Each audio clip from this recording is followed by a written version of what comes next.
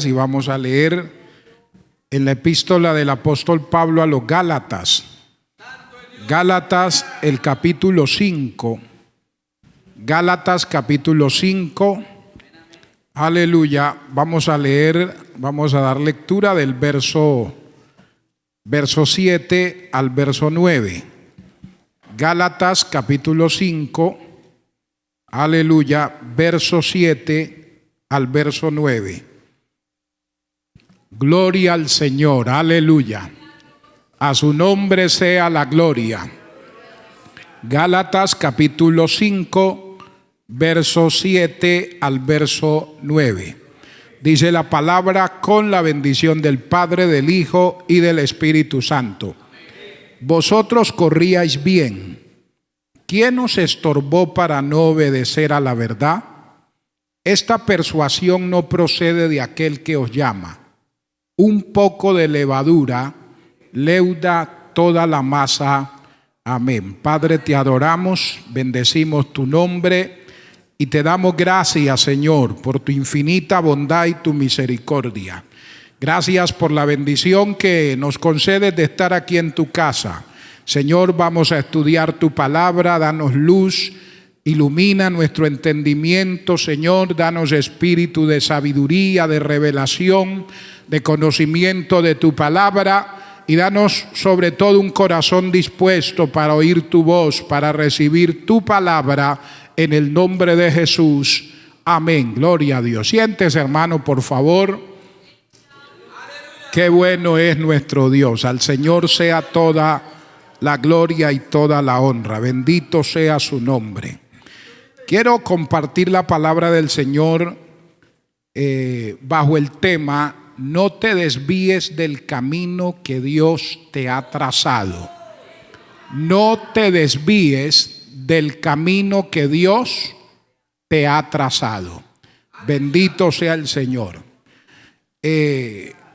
Cuando el apóstol Pablo escribe esta carta a los Gálatas, lo hace con el propósito de corregir enseñanzas que falsos maestros, aprovechando la ausencia del apóstol Pablo, habían introducido en la iglesia. Ellos estos judaizantes, porque eran maestros judaizantes, ellos les decían a los hermanos que no era suficiente con la obra de la gracia en sus vidas, que no era suficiente con recibir a Jesús como Señor y Salvador para ser salvos, que para ellos tener una salvación completa tenían que añadirle a la gracia, tenían que añadirle las obras de la ley. Tenía que haber una fusión entre la ley y la gracia, que con el paso que ellos habían dado de recibir a Jesús no era suficiente para la salvación. Y esto pues había confundido o confundió a muchos hermanos, a muchos creyentes en la iglesia, y los estaba llevando a una condición espiritual lamentable. Los estaba llevando a un estado donde ellos no sabían qué hacerlo, los había desubicado. Alabado sea el nombre del Señor. Y cuando el apóstol Pablo es informado acerca de esa herejía, de esa falsa doctrina que se había introducido en la iglesia, entonces él escribe esta carta. Esta carta de Gálatas, hermano, es una carta doctrinal tremenda, tremenda. Es importante estudiarla detenidamente porque despliega la obra de la gracia en la vida de la persona de una manera extraordinaria, donde el apóstol de manera contundente les dice a ellos: no, ustedes están practicando otro evangelio. Y les habla de que el sacrificio de Cristo en la cruz fue suficiente para perdonar pecados y para darle salvación al hombre. Entonces, esta carta es muy hermosa y lo hace con el propósito de orientarlos, porque muchos de ellos se habían desviado, se habían desubicado, se habían desanimado y se habían desalentado con estas falsas enseñanzas. Mire que la historia se repite.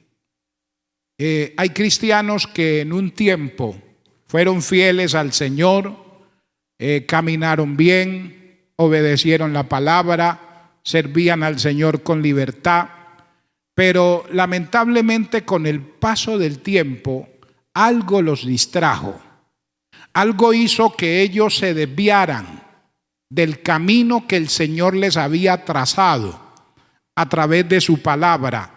Alabado sea el nombre maravilloso del Señor. Y hoy encontramos personas desubicados en su vida espiritual, desubicados doctrinalmente, desorientados y ya no saben ni en qué creer. Bendito sea el nombre maravilloso del Señor. Entonces, eso estaba sucediendo con los Gálatas y el apóstol le escribe esta carta. Y quiero que miremos el verso 7 en especial y analicemos algunas cosas de este versículo 7 del capítulo 5. Mire que el apóstol les dice: vosotros corríais bien. Lo primero que él resalta, y para analizar en este verso, él les dice: vosotros corríais bien. O sea, ustedes estaban bien, ustedes comenzaron bien, ustedes estaban haciendo las cosas bien, ustedes entendieron la palabra bien, entendieron la doctrina bien, entendieron que la salvación era por gracia de una manera extraordinaria. Y usted ve que el apóstol en este texto, en este verso 7 que hemos leído, él compara la vida de fe de los Gálatas, la compara con una carrera y les dice: vosotros corríais bien. ¿Por qué corrían bien? Corrían bien porque habían obedecido a la verdad, habían obedecido la palabra que se les había enseñado, habían obedecido la doctrina, conocían la verdad de Dios. Y cuando uno obedece la palabra, cuando uno obedece a esa verdad que le ha sido transmitida a través de la predicación del evangelio, uno corre bien. Amén. Uno corre bien y no solo en esta expresión vosotros corríais bien, no solo les está diciendo ustedes corrían bien, ustedes corrían en el camino correcto. Ustedes no se habían desviado. Ustedes iban por la senda que el Señor les había trazado. Alabado sea el nombre maravilloso de Cristo. Y como resultado de ellos correr bien, de ellos obedecer a la verdad que se les había enseñado, el resultado era que vivían vidas de fe transformadas, vidas de fe cambiadas. Hermano, porque cuando uno obedece la palabra y cuando uno permite que la palabra de Dios penetre en su corazón, la palabra transforma la vida de la persona. O sea, la palabra es viva, es eficaz. Y cuando ella encuentra un buen terreno, hermano, los frutos no se dejan esperar. Cuando una persona recibe la palabra, usted va a encontrar una diferencia entre un creyente que está en la iglesia y obedece la palabra, y va a encontrar la diferencia con un creyente que está en la misma iglesia pero no obedece la palabra. O sea, los creyentes no todos damos los mismos frutos. De hecho, en la parábola del sembrador dice que unos dan al 100, otros al 30, otros al 60 por uno. Entonces, no todos damos los mismos frutos, pero cuando abrimos el corazón a la palabra, todos damos frutos. O sea, todos somos fructíferos, todos le servimos al Señor y esos resultados se ven cuando uno le permite a la palabra de Dios, aleluya, que haya cabida en su corazón. Los frutos no se dejan esperar, se ven frutos. Alabado sea el nombre de Cristo para siempre. Y cuando una persona deja que la palabra penetre en su corazón, la vida de esa persona es transformada, porque la palabra transforma el corazón de la persona, la vida de la persona. Cuando la persona obedece la palabra, su vida cambia. Cuando la persona obedece la palabra, su vida es diferente. Cuando uno obedece la palabra, su vida es transformada. Entonces, por eso Él les dice, ustedes corrían bien. O sea, ustedes, la vida de fe de ustedes era correcta. Hacían las cosas bien, iban en la senda que era. Alabado sea el Señor. Así que cuando se usa esta expresión, nos enseña que la meta de todo cristiano debe ser correr bien la carrera de la fe. O sea, nosotros no estamos en la iglesia por estar, ni corremos por correr. O sea, el Señor quiere que participemos de esta carrera. Alabado sea el nombre del Señor, la carrera de la fe, pero que la corramos bien. Pablo dijo, yo no peleo como quien golpea al aire, o sea, yo no tiro golpes por tirar.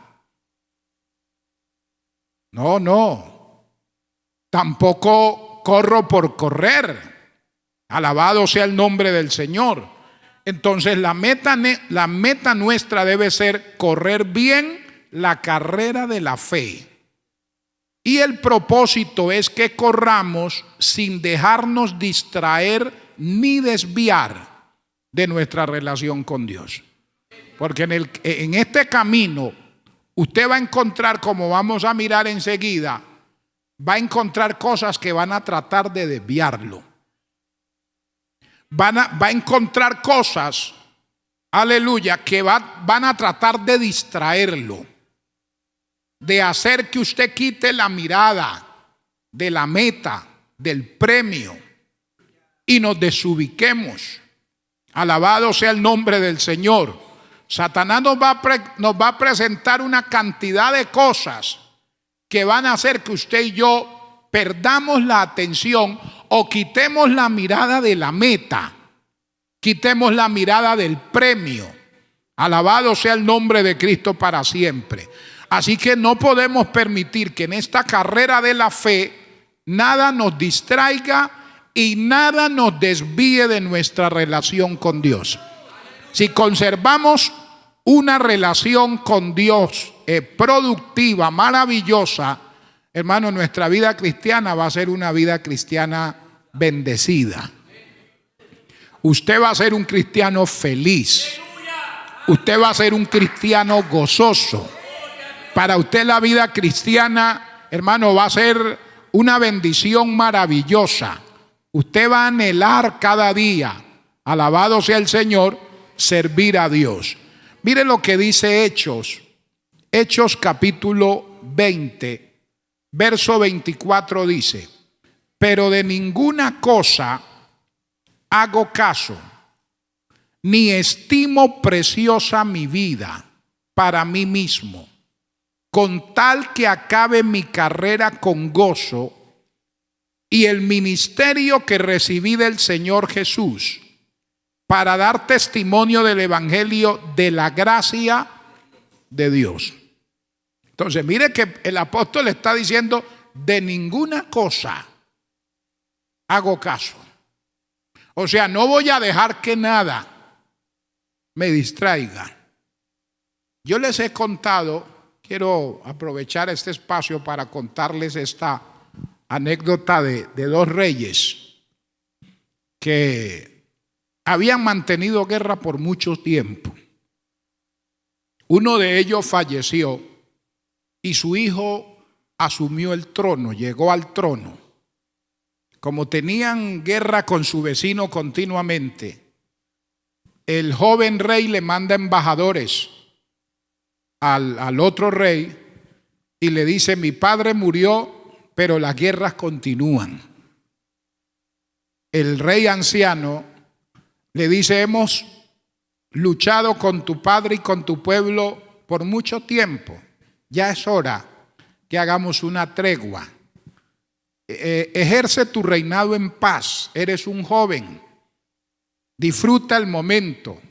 Él no aceptó las palabras del anciano rey, del otro rey, y más bien volvió a enviar embajadores con palabras desafiantes. Él le dijo, el rey anciano le dijo: si vienes a la guerra conmigo, vas a perder.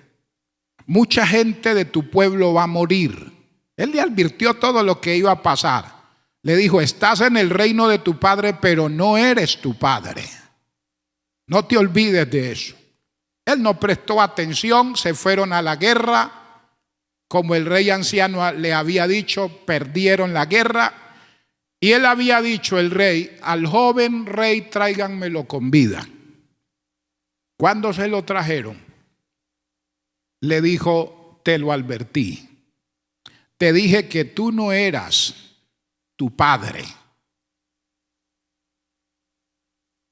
Y luego le dice: tú ya sabes cuáles son las consecuencias en estos casos.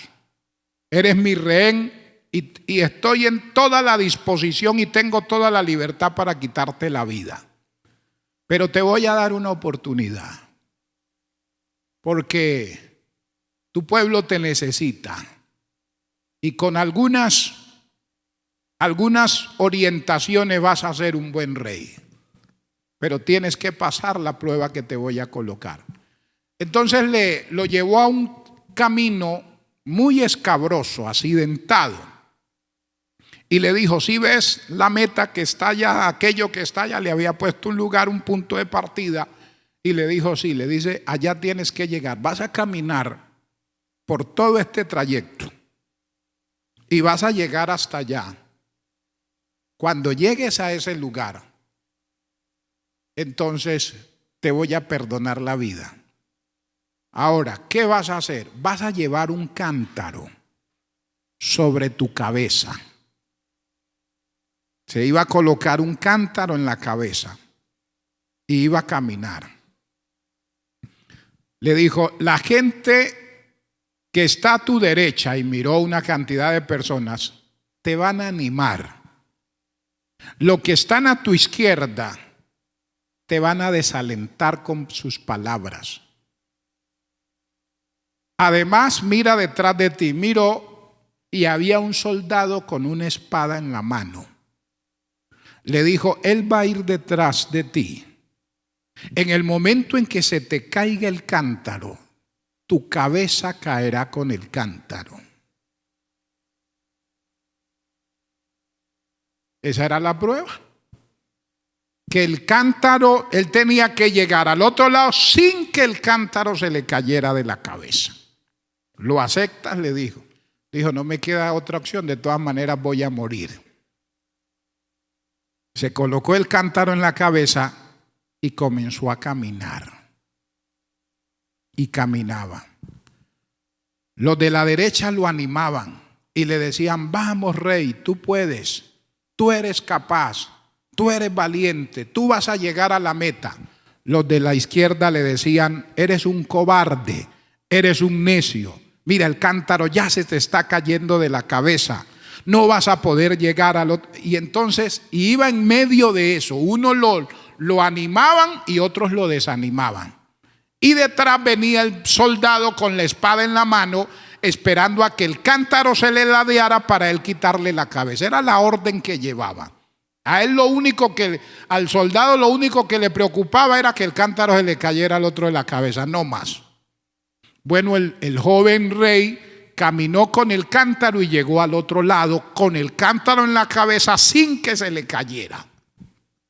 Luego el rey anciano lo llama, lo felicita y le dice: ¿cómo hiciste para que el cántaro no se te cayera de la cabeza cuando ibas por un camino accidentado, que no era fácil caminar y menos con un cántaro en la cabeza? ¿Qué hiciste?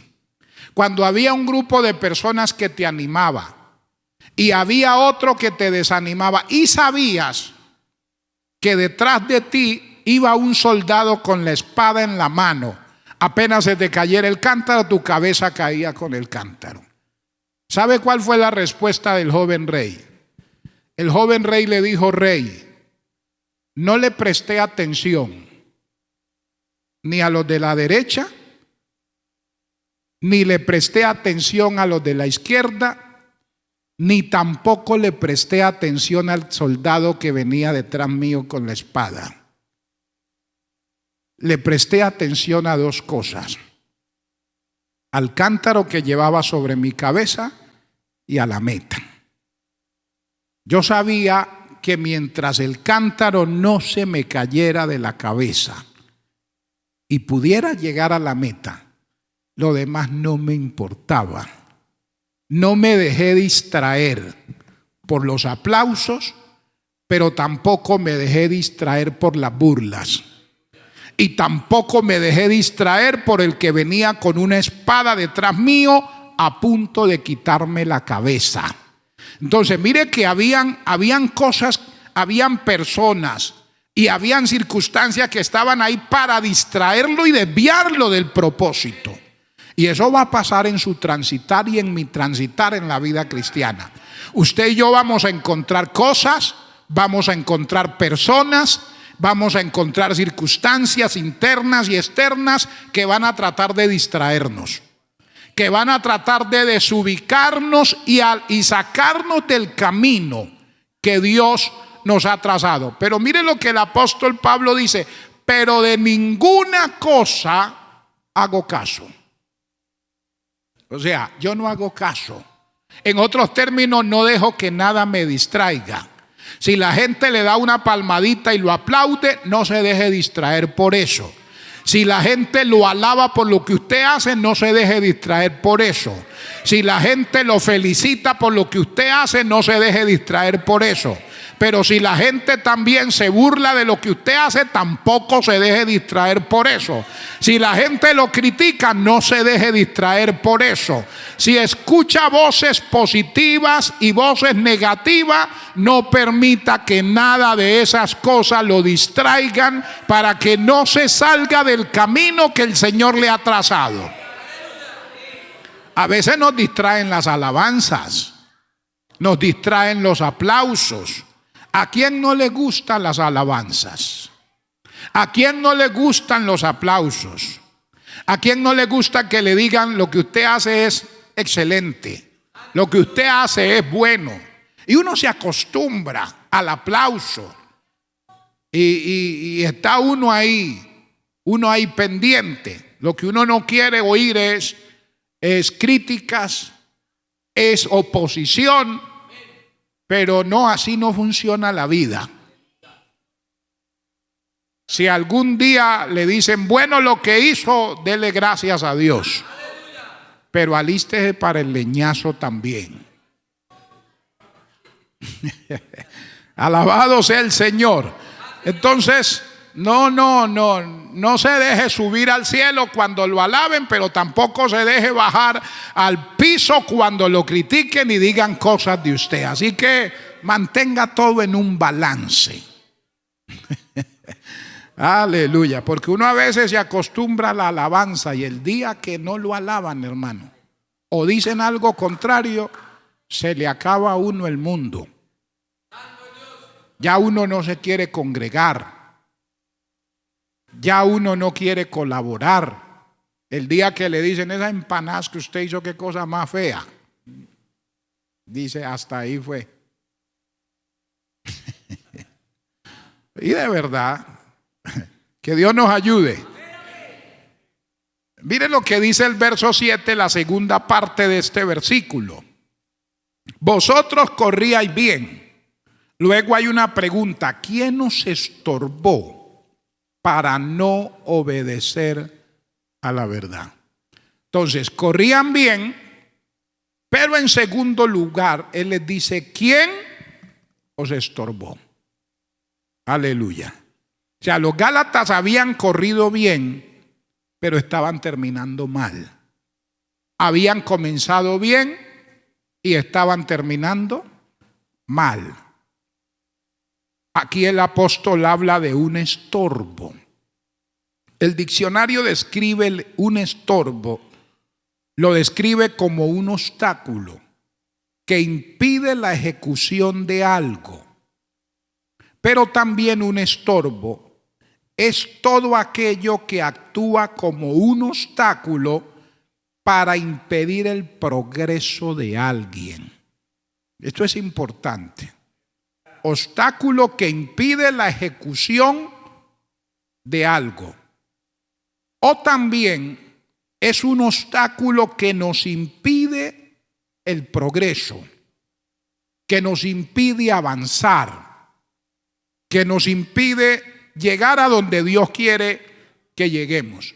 Entonces, mire que los falsos maestros con sus enseñanzas estaban estorbando el avance de los Gálatas. Eso es lo que Pablo le dice. ¿Quién nos estorbó para no obedecer a la verdad? O sea, la falsa enseñanza que habían recibido de estos maestros judaizantes estaban impidiendo el avance de los Gálatas.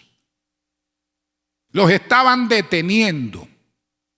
Los estaban impidiendo que ellos llegaran al lugar que el Señor quería que ellos llegaran. Ahora podemos preguntarnos, a los Gálatas eran falsos maestros que le habían colocado estorbos en el camino y les estaban impidiendo avanzar y los estaban desviando. Pregunta: ¿qué cosas pueden convertirse en un estorbo en su vida y que pueden hacerle tropezar y desviarse del camino que el Señor le ha trazado? Para ellos era una falsa doctrina el estorbo, el obstáculo. ¿Qué le está impidiendo a usted avanzar?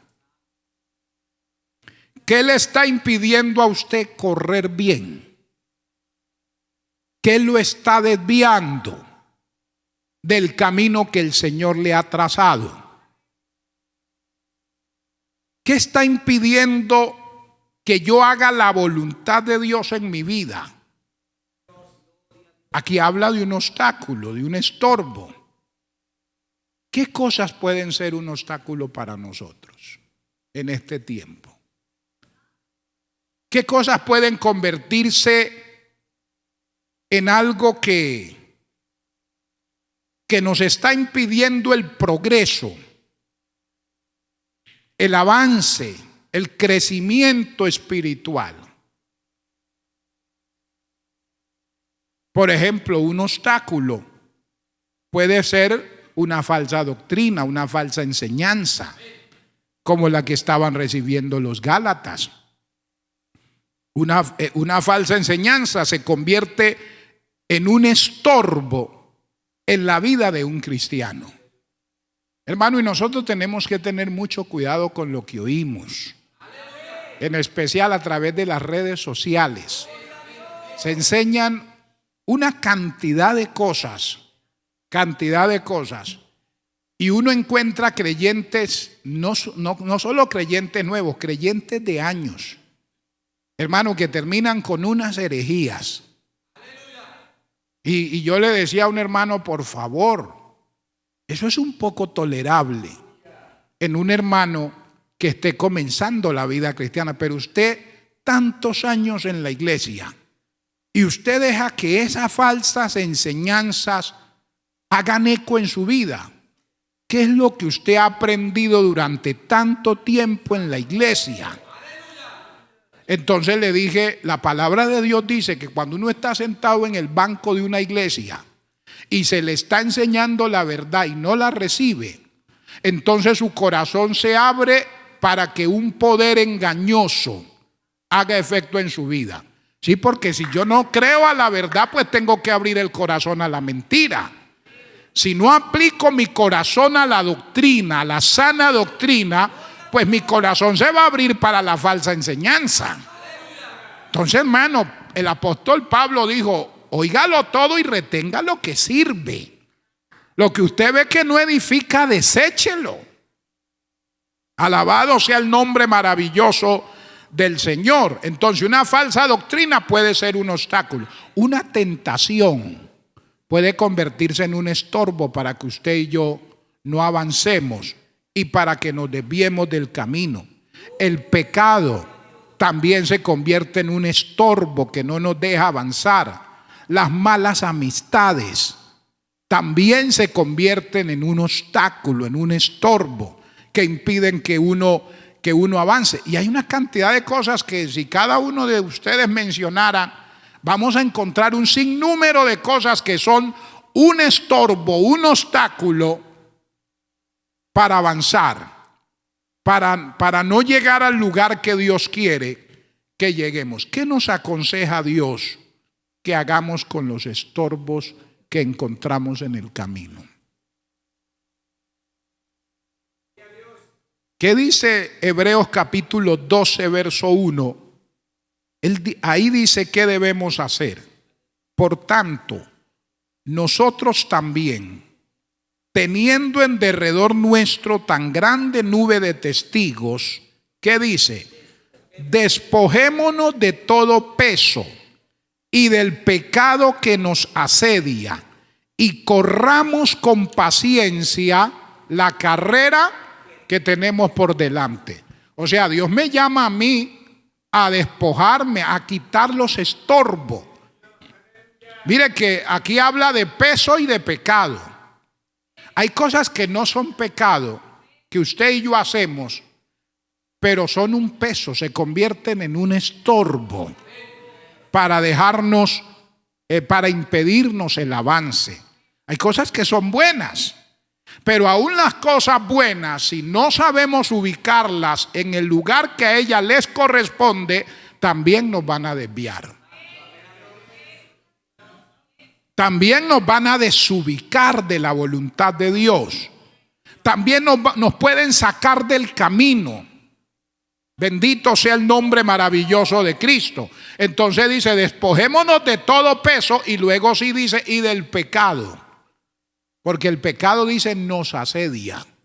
Ellos vivimos asediados continuamente por el pecado. Bendito sea el nombre del Señor. Y si hay algo que de verdad es un estorbo, hermanos, para que uno avance, es el pecado. El pecado no deja avanzar una iglesia. El pecado no deja avanzar un creyente. El pecado se convierte siempre en un estorbo, en un obstáculo. Y no va a dejar, por más que uno quiera, hermanos, uno no puede avanzar.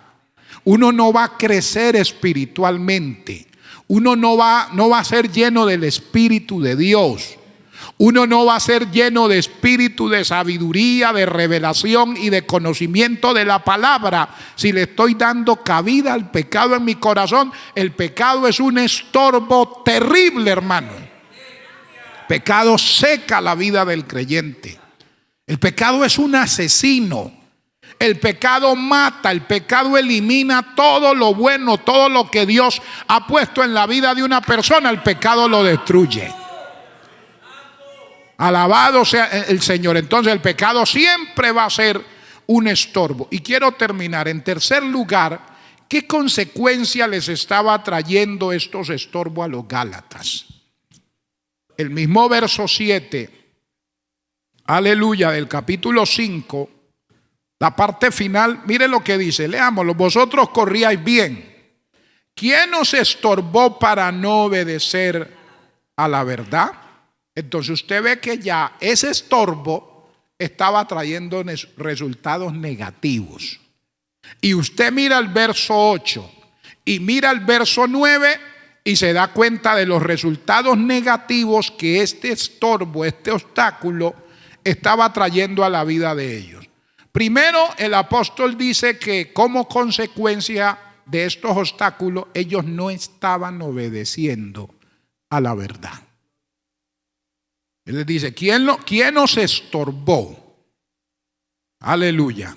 Y ese estorbo estaba impidiendo que ellos obedecieran la palabra, obedecieran el evangelio que se les había enseñado. O sea, muchos estaban rechazando la verdad que les había sido predicada con tal claridad que ellos habían creído con gozo. O sea, usted mira el capítulo 3 de Gálatas, verso 1, mire lo que le dice el apóstol: oh Gálatas insensatos, ¿quién os fascinó para no obedecer a la verdad? A vosotros, ante cuyos ojos Jesucristo fue ya presentado como claramente entre vosotros como crucificado. O sea, a ustedes la verdad se les presentó con tal claridad. O sea, ustedes entendieron cuando se les predicó la verdad, ustedes las entendieron con una claridad estupenda. ¿Y ahora qué pasa? Les digo. ¿Cuántos de nosotros no hemos recibido la palabra con tremenda claridad? Y hoy a muchos hay que preguntarle: ¿ahora qué le pasa? ¿Ahora qué le pasa?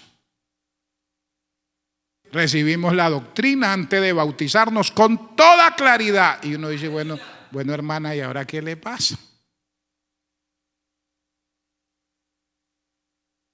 Bueno hermano, ¿y ahora qué le pasa? Bendito sea el nombre del Señor. Gloria a Cristo. Pero algo más, mire que el apóstol les dice en el verso 8, mire, aquí hay una expresión, verso 8 del capítulo 5. Esta persuasión no procede de aquel que os llama. Primero, no estaban obedeciendo a la verdad. Segundo, se habían dejado persuadir. Hay que tener mucho cuidado con eso. Persuadir. Miraba ayer esta parte mientras estudiaba este verso y le leo algo del diccionario que encontré.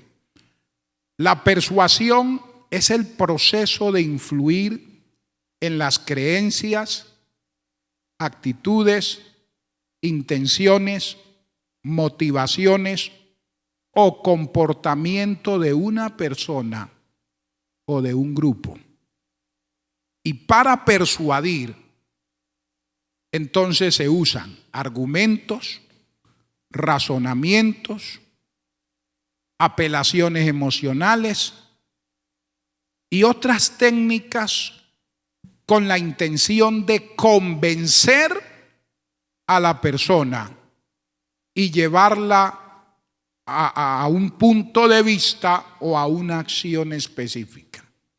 O sea, estos maestros, ellos sabían qué querían cuando les estaban enseñando esas cosas y los persuadieron de tal manera que los desubicaron, que confundieron la iglesia, y eso era lo que ellos querían con su enseñanza. Desubicarlos, confundirlos. Bendito sea el Señor. Y entonces, y hay personas que para persuadir a otro apelan a sus emociones. Y uno tiene que tener cuidado con eso, hermano. Porque el que está con ganas de persuadirlo a usted y persuadirme a mí, va a saber por dónde trabaja. Y agarra nuestras emociones y se va por el lado de las emociones y nos vuelve un 8. Y llega el momento que uno se deja guiar más por las emociones que por la misma palabra.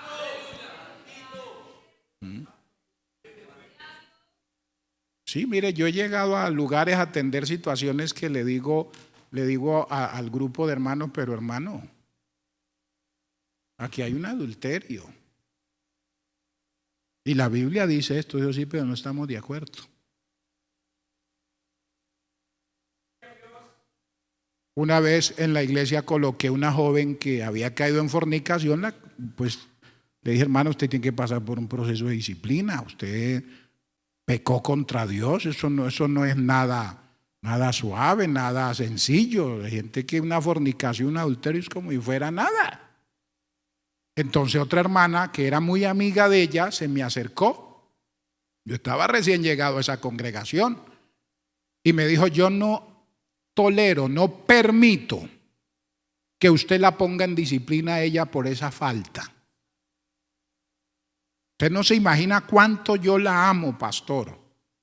Cuánto quiero a esta hermana, cuánto me ha costado. Le dije, ¿a usted le ha costado lo que ella es? Fue usted la que murió por ella en la cruz, no fue Cristo. Yo pensé que había sido el Señor. Y era una hermana de bendición en la iglesia. Dijo, vea, pastor, si usted la pone a ella en disciplina, a partir de hoy deja de contar con mi apoyo económico en la iglesia. Así me lo dijo. Le dije, hermana, Dios le bendiga y muchas gracias por todo el apoyo que usted ha brindado en la iglesia. Pero ella queda en disciplina. Ella queda en disciplina. Dijo, usted se la pierde. Luego fue y movió las emociones de los líderes y vinieron los líderes a hablar conmigo y me dijeron, pastor, ¿por qué no reconsidera? Le dije, ¿a ustedes qué es lo que les pasa? ¿Qué pasa con la palabra? Hermano, esto es un pecado que esta niña la puede estar mandando al mismo infierno. Y ustedes, que porque es la colega, la amiga, la pana, como decimos, nos dijo, no, ustedes están locos. Y si esa va a ser la posición de ustedes quedan en disciplina también. Le dije, por favor. Entonces, o sea, lo que quiero hacer énfasis, mire las emociones. Bueno, uno se deja mover por las emociones que le pierde el sentido a todo lo demás. Entonces hay que tener cuidado con esas persuasiones. Bendito sea el Señor. Pero mire algo más, no solo habían desobedecido a la verdad, se habían dejado persuadir, verso 8, habían permitido que la levadura de los falsos maestros se infiltrara y se propagara entre ellos. Y se menciona en el verso 9. El apóstol menciona ahí la levadura y usted sabe que la levadura se usa varias veces en las escrituras para denotar el pecado, para denotar una falsa enseñanza. Jesús le dijo a sus discípulos, guárdense de la levadura de los escribas y de los fariseos, hablando de las falsas enseñanzas que ellos daban. Entonces le decía, mire que un poquito de levadura afecta a uno y permea a otros. Entonces uno en la iglesia por eso tiene que cuidarse. Porque si usted y yo hacemos cosas que no armoniza con la palabra, eso se le puede transmitir a otros. Y el otro, como ve que usted y yo lo hacemos, pues también lo hace. El más nuevo dice, no, pues si él lo hace, yo también lo puedo hacer. Bendito sea el Señor. Entonces, y para ir terminando, otra consecuencia, habían caído bajo un hechizo o un encanto. Tremendo.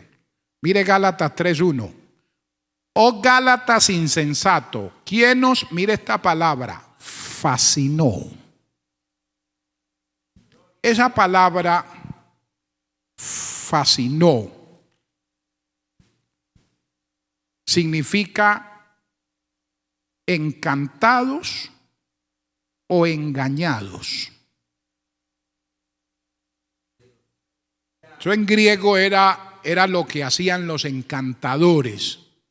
Era el trabajo de los magos, de los adivinos. Crear cosas para encantar a las personas con el propósito de engañarlas. Pablo le dice a ustedes, después de tener las cosas tan claras, los veo ahora confundidos, ustedes están como hechizados. Ustedes cayeron bajo un encanto. ¿Qué pasó con ustedes? Reaccionen. Tremendo, hermano, uno tiene que tener cuidado. Aleluya. Bendito sea el Señor. Me acuerdo que una vez hubo una vigilia de jóvenes, donde estaba en Cúcuta, hubo una vigilia de jóvenes y los jóvenes de la iglesia que yo pastoreaba fueron. Era en cierto lugar, yo dije, ¿quiénes van a estar allá? No van a estar pastores, esposa de pastores.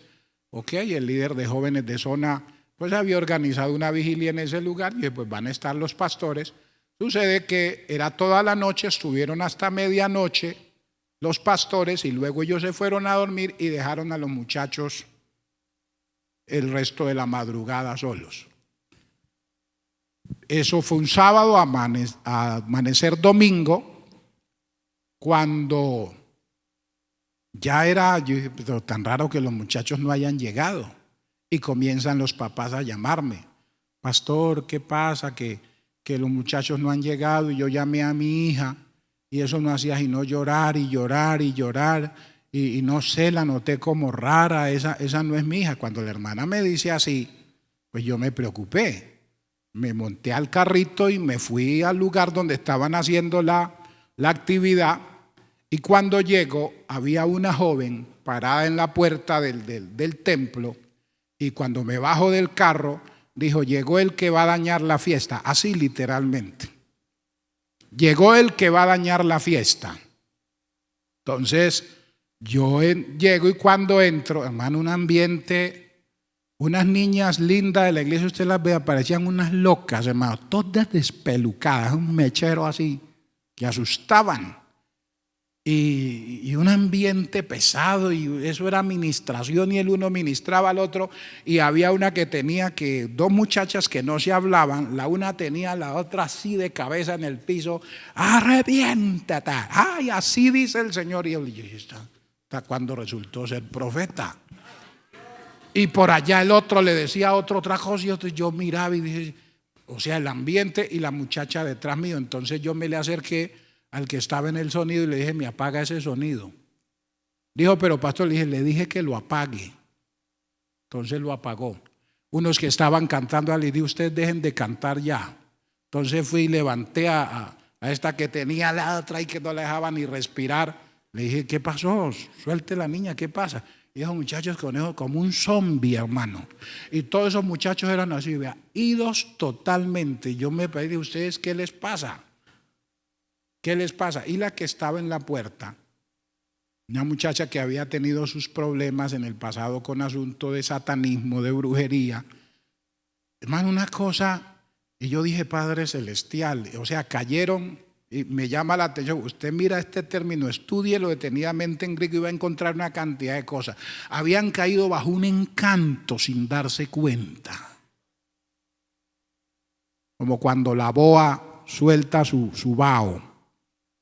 Y usted dice: estoy como marea, porque eran dando como sueño.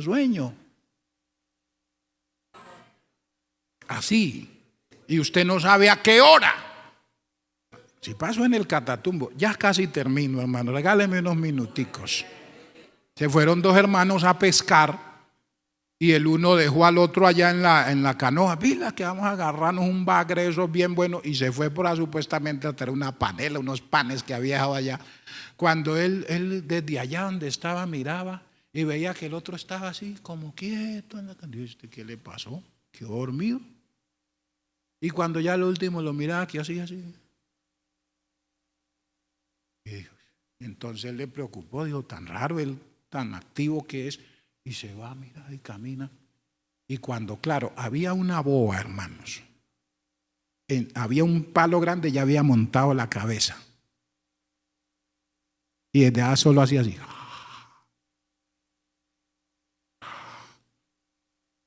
Y claro, el otro no se había dado cuenta. Le llegó y comenzó ya, hermano, donde el hermano se demore un poco, se nos come la boa al hermano.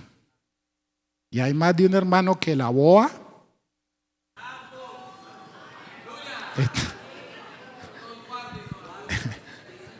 está que lo envuelve.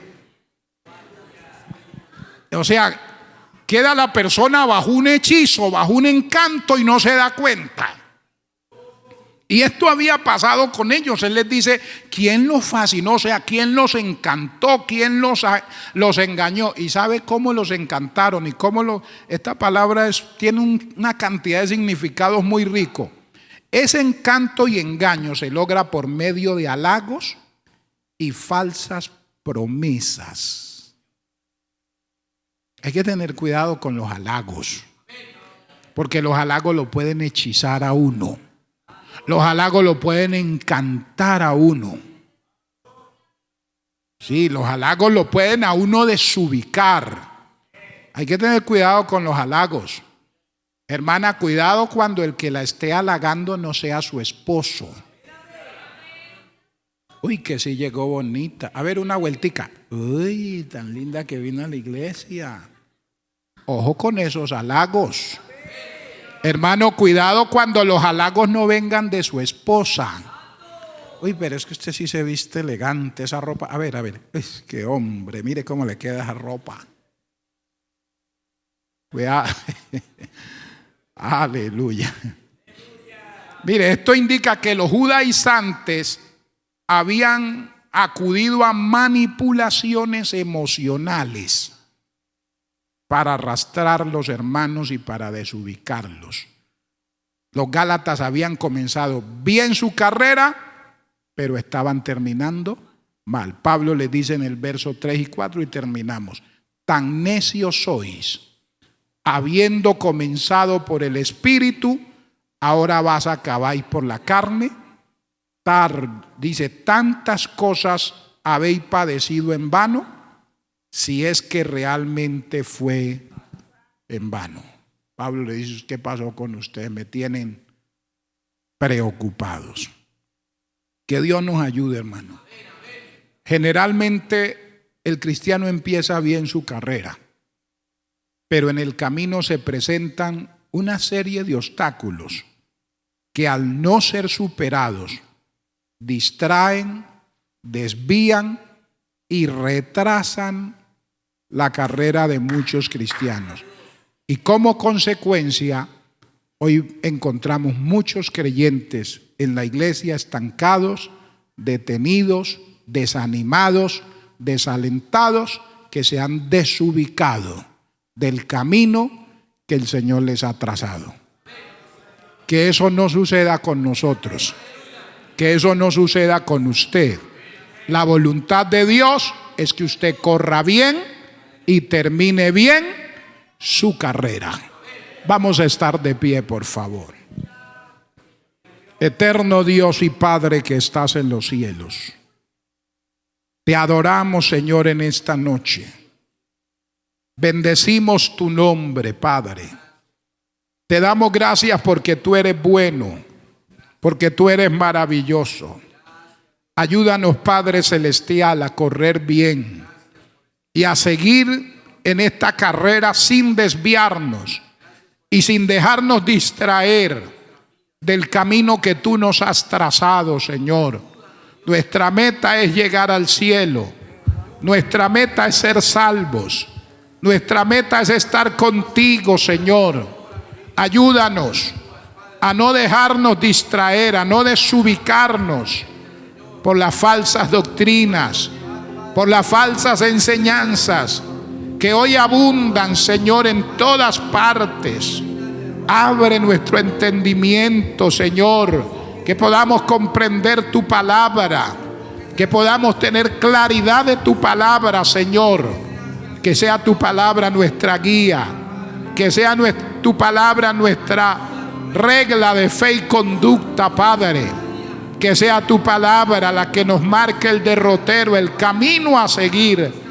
Lámpara sea, Señor, a nuestros pies tu palabra y lumbrera nuestro camino, Padre.